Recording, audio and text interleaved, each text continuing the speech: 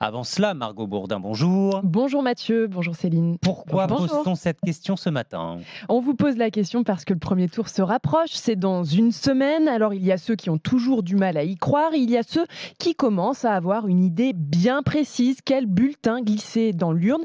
Selon un sondage ELAB que nous vous dévoilons ce matin, 7 électeurs sur 10 qui ont l'intention d'aller voter dimanche prochain disent qu'ils sont certains de leur choix. C'est un petit peu plus qu'il y a une semaine, c'est aussi plus qu'en 2017 à la même période.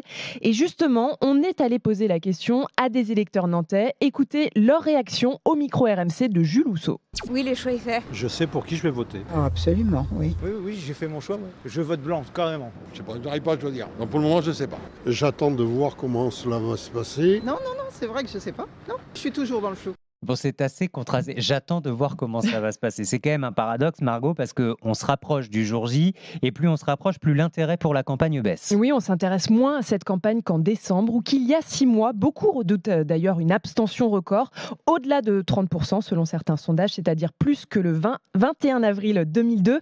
À l'époque, 28% des Français n'étaient pas allés aux urnes. Chiffre historique, 2002, premier tour, je vous redonne le duo de tête, Jean-Marie Le Pen et Jacques Chirac. Et à une semaine de ce premier tour, est-ce que les Français sont certains d'aller voter? Eh bien, toujours selon ce sondage ELAB, 6 électeurs inscrits sur 10 se disent certains d'aller voter.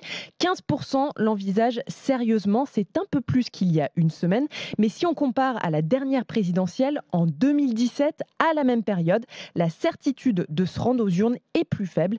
Et qui sont les Français probablement abstentionnistes dans une semaine? Eh bien, ce sont les jeunes, les électeurs de gauche et les milieux populaires. Plusieurs raisons avancées. Défiance envers les politiques, offre électorale décevante, scrutin joué d'avance ou encore une campagne pas au niveau. Et nos auditeurs, nos internautes, est-ce qu'ils ont fait leur choix? Surtout, est-ce qu'ils pensent encore changer d'avis? Eh bien, à J-8 avant le premier tour, 77% disent qu'ils ne vont pas changer d'avis et qu'ils savent déjà pour qui voter, en tout cas au moins au premier tour. Merci Margot.